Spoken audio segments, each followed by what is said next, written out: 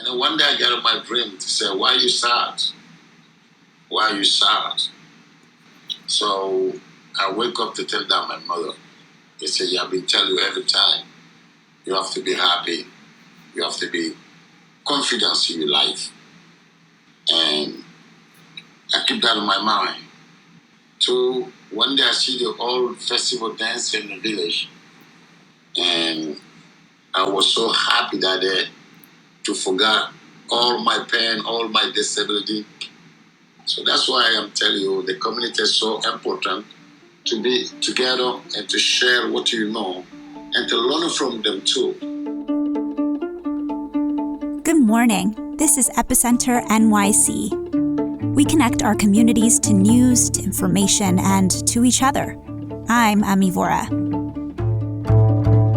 Today, the story of Sidiki Conde, a musician and a dancer from Guinea who now lives in the Lower East Side of Manhattan. After losing the use of his legs to polio as a kid, he knows firsthand what isolation feels like. He now dedicates his time to helping people, and nothing can hold him back. After a year of loss and loneliness in New York City, I feel like we could all learn a lot from Sidiki. Sidiki was 14 years old when he lost the use of his legs to polio. In his home country of Guinea in West Africa, a physical disability like that is thought to bring shame and bad luck to a community. And so after his paralysis, he was taken out of school. He was sent to live in his grandfather's village deep in the forest. But several years later, the time came for a coming-of-age ceremony. It's a ceremony called Soli, and it's an event where young men dance traditional steps into manhood. Sidiki knew that if he didn't participate, if he didn't dance, he would remain cut off from his community. And so with an incredible amount of hard work and persistence, he taught himself to dance. On his hands. He participated in the ceremony, and ultimately he did reconnect with his community.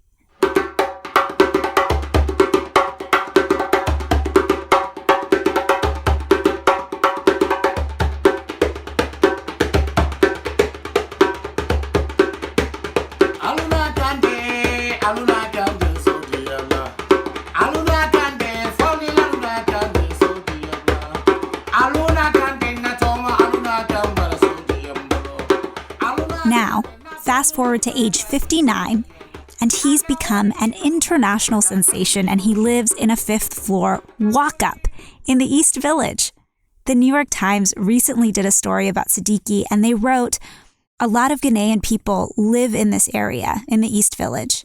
And in that neighborhood, Sidiki might as well be the mayor. He knows everyone. But his day-to-day changed during the pandemic. With performing and teaching going virtual, he hasn't had as many opportunities to dance. The Center for Traditional Music and Dance's Beat of the Boroughs initiative was the exception. And Epicenter NYC reporter Danielle Hyams spoke with him about participating in the event. Hello? Hi, Sidiki. How are you? I'm good. How are you? I'm good. I was hoping you could tell me a little bit about why you're participating in Beat of the Boroughs.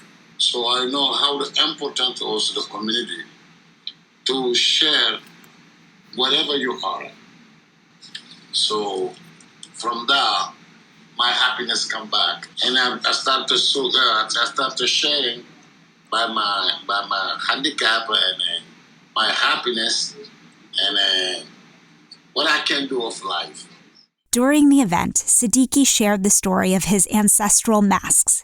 He also gave words of wisdom on how to deal with hardship and thrive in the face of adversity, something we could all use a little more of right now. He told us that by sharing what he's overcome, he hopes other people can start to find happiness in difficult situations too. Andrew Caldwell, the project director and staff ethnomusicologist at the Center for Traditional Music and Dance, said that Beat of the Boroughs aims to help the public understand the incredible stories that artists like Sidiki have.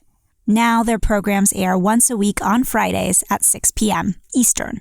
Hyams also asked Sidiki about how he got to this point in his career and about that moment that he made the decision to learn to dance. I think I saw that the call to sing and dance came to you in a dream. Yeah, what was that like? That was like at the time I was so much confused what I can do in my life. My life was so much broken, and my mind was so much off. And then one day I got in my dream to say, "Why are you sad? Why are you sad?" So I wake up to tell that my mother. They say, "Yeah, I've been telling you every time. You have to be happy. You have to be confident in your life." And I keep that in my mind. So one day I see the old festival dance in the village. And I was so happy that day to forget all my pain, all my disability. So that's why I'm telling you the community is so important to be together and to share what you know and to learn from them too. Sidiki says that it was his music that brought him to America. And here he continues to reach people with a message of hope and inclusion. Lately, he's been teaching music to adults and to kids with cerebral palsy or autism. And what have you been up to lately? Do you have any new projects? I think last time we spoke, you were doing something for people with disabilities. Let me I'm going to talk about that. Yeah, he teaches for Nassau County cerebral palsy for adults with cerebral palsy on Zoom. Is that what he was just doing earlier today? Yeah, he has 8 classes a week. They're only a half an hour, but they're a lot of work.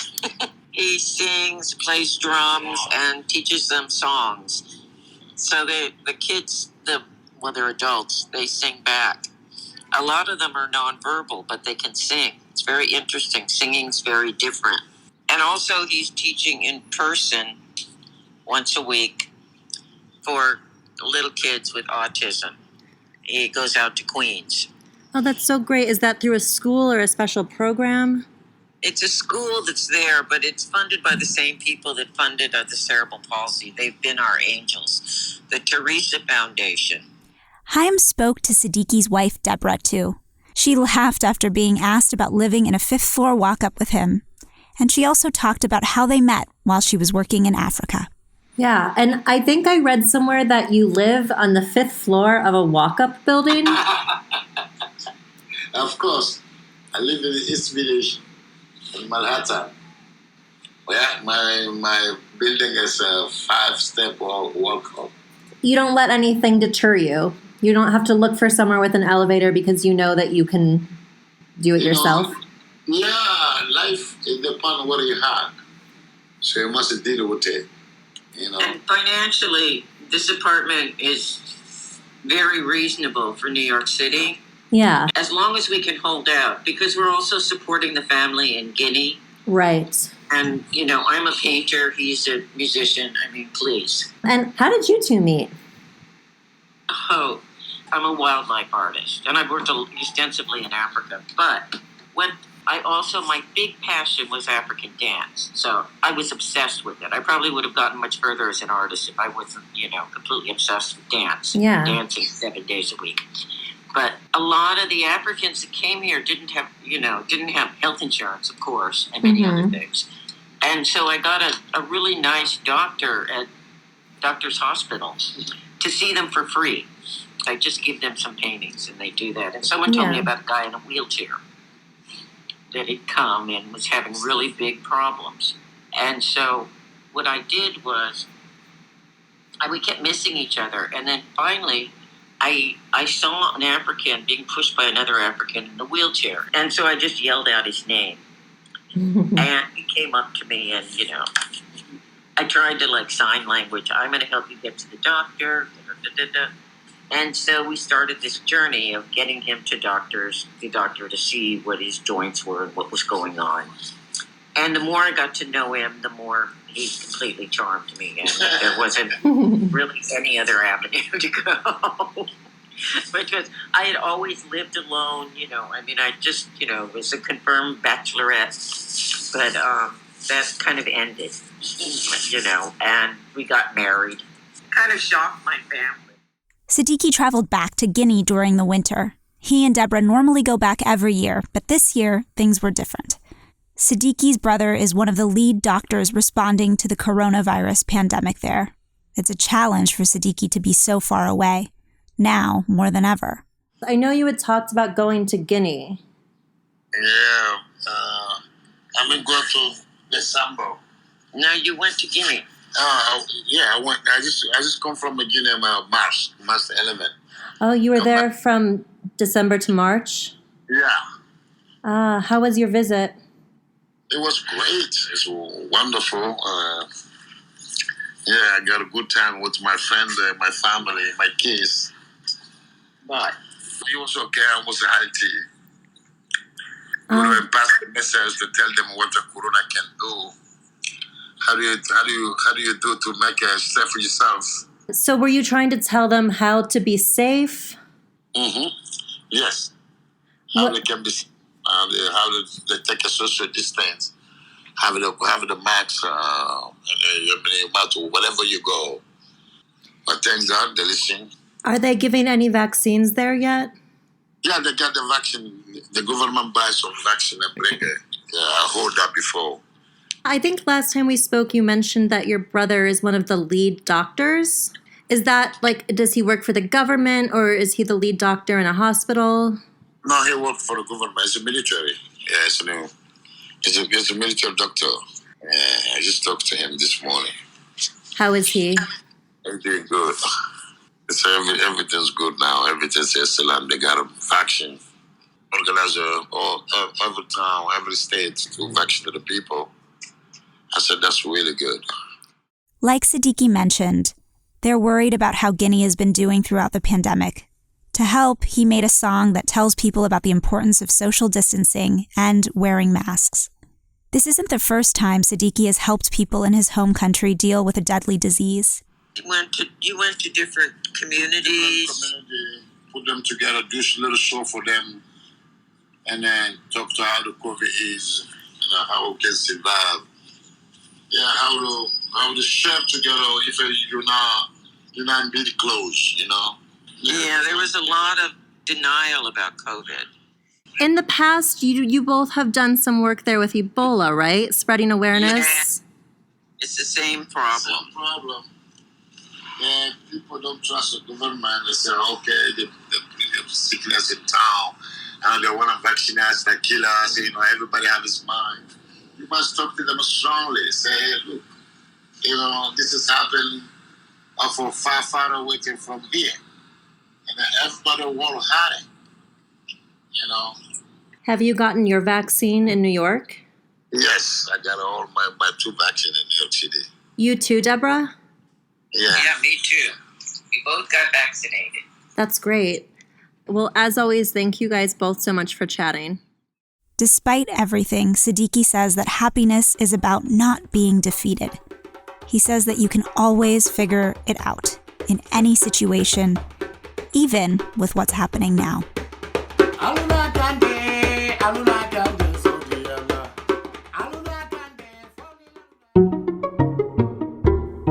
Next up, every week we're excited to introduce you to one of our neighbors, someone just like you. Today, I'm excited to introduce Mitra Kalita. Mitra is a journalist, a media executive, a prolific commentator, and an author. She's also the co-founder and CEO of URL Media, a network of Black and Brown community news outlets. And she's the co-founder and publisher of Epicenter NYC. So if you're doing the math here, that last title makes Mitra my boss.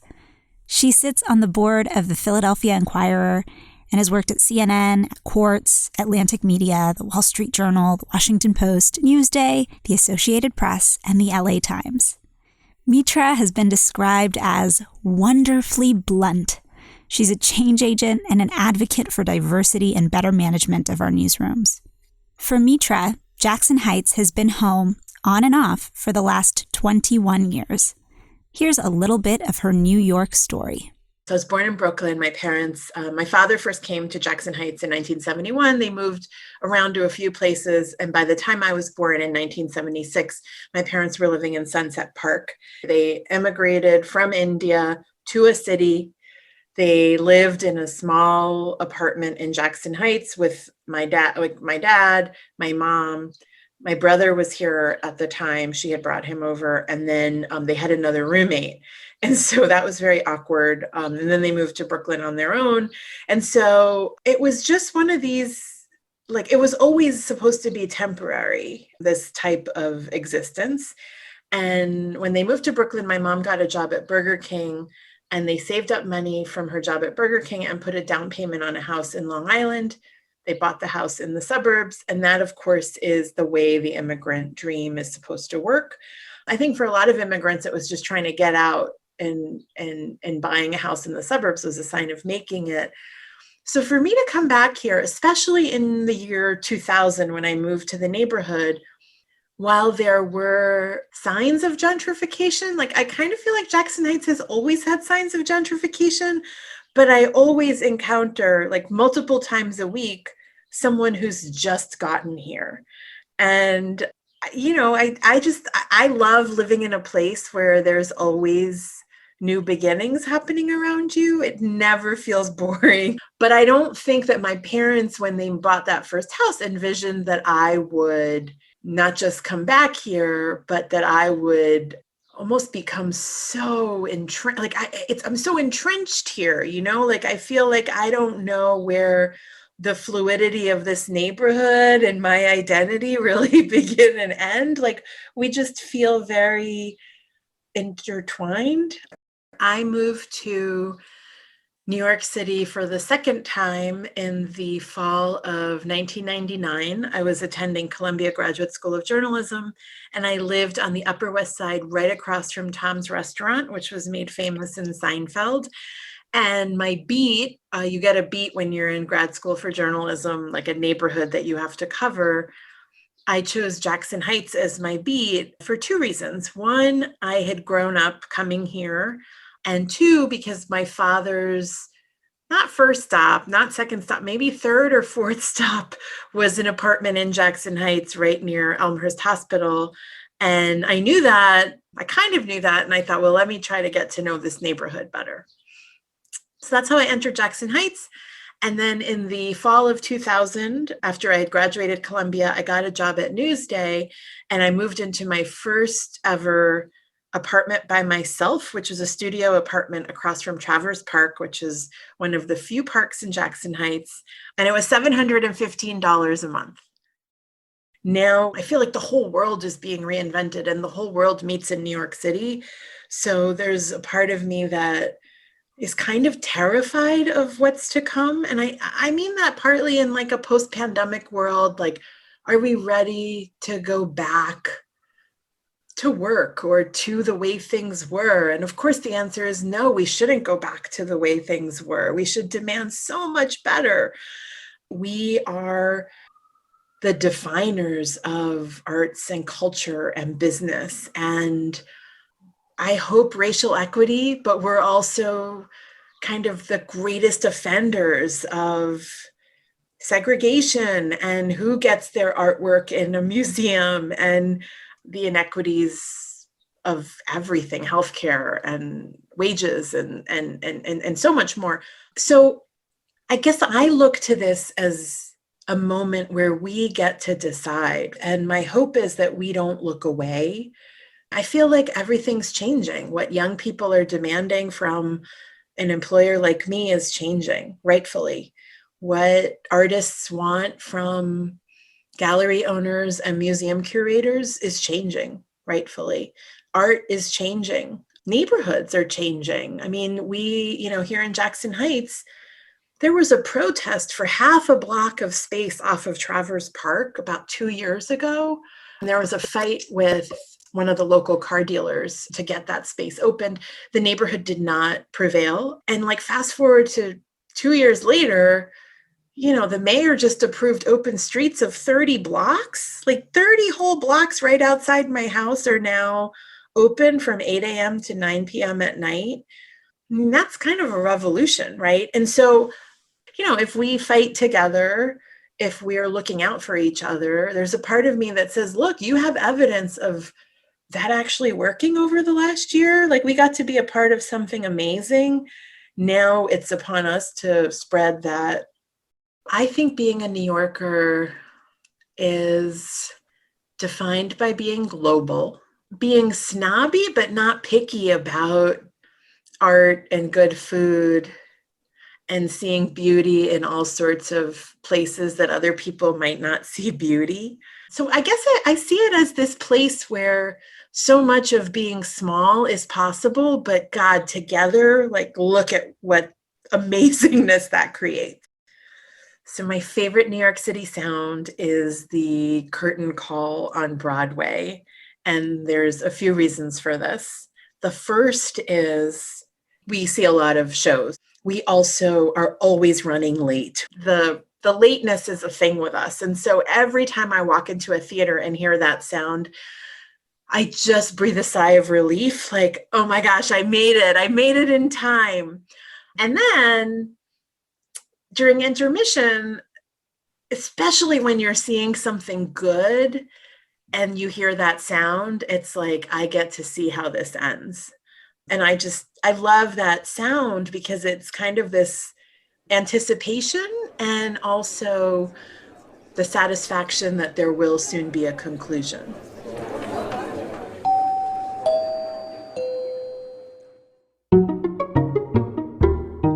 Before we go, I'd like to share a short highlight of one of our most recent live streams. Mitra, who you just met, moderated a panel about the global vaccine rollout. She spoke recently with journalists from 3 different countries: Rohan Venkat in India, Andre Fran in Brazil, and Valerie Vasquez de Velasco in Peru.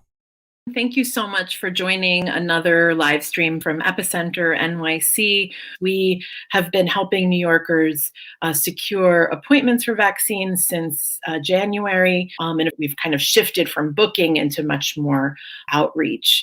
But in recent weeks, it's become impossible for us to separate the rest of the world from our efforts here in New York City. We are a local operation, but our definition of community is quite expansive. And they say, we're going to throw away 10 doses unless you get them in here before 5 o'clock. Yeah. And then we're scrambling to try to, now we've actually gone back into our database to contact people who have been vaccinated and asking them if they have any friends or family that we can help them get vaccinated, because we're kind of twiddling our thumbs as, expert bookers, but there's still all of these people who are not vaccinated around the world. So this is kind of the issue. Honestly, things are still very dire. We've had 6 days in a row with more than 300,000 cases and over 2,500 deaths per day. I think what may be particularly relevant is that Delhi, for example, has had 3 waves before this.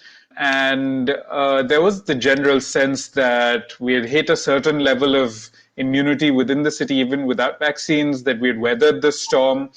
Things had gotten down to fewer than 1,000 cases a week in January, February, and then we were just hit by this complete wallop of cases in late March, early April, where today you have people running around. Hospitals are completely overburdened. The government systems have fallen apart. People are dying not because of the virus, but because of the lack of healthcare facilities, the lack of supplies. We are now over 14 million deaths, and we are approaching 14 million cases and 400,000 deaths in Brazil. And it's in great part due to the lack of efficiency in our government. Our president for a long time was against vaccination. He almost today still gather in public. He refuses to wear a mask. And this goes on and passes through to society as a whole. We refused more than 11 offers from vaccine producers from different parts of the world. And just like recently, he started a little bit taking the right measures, but it's too late. But it's not the same story in our country, no? Just 2 weeks ago or 3 weeks ago, we began vaccinating to the oldest people.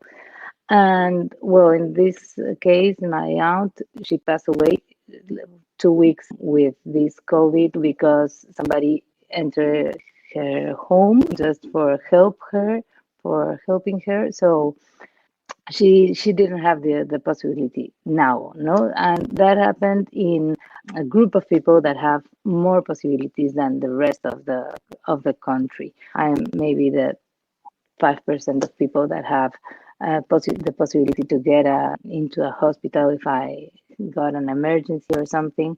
We have this healthcare system that was bad in every way, but now it's like it's completely collapsed. And please stay safe, everybody. Thank you so much. This live stream was done in partnership with ScrollStack. You can find the full conversation titled Vaccine Apartheid on our YouTube page. You can also find a direct link in our show notes. Join us for our next live stream. It's on Tuesday, May 18th. We'll be talking with pediatricians about kids and the COVID vaccine. Thanks for listening. And don't forget to tune in again next week. Epicenter NYC is a newsletter about creating community in the city we all love.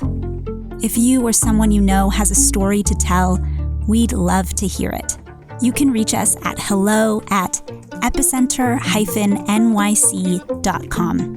We also encourage you to subscribe to our newsletter, as well as our sister newsletter, The Unmuted. It's written by education journalists, public school parents, and students who give you the ever-changing scoop on what's going on in schools. Our intro music is All the Pretty Horses by Karavika. You can find more of their music on their website, linked to in our show notes. Toodles!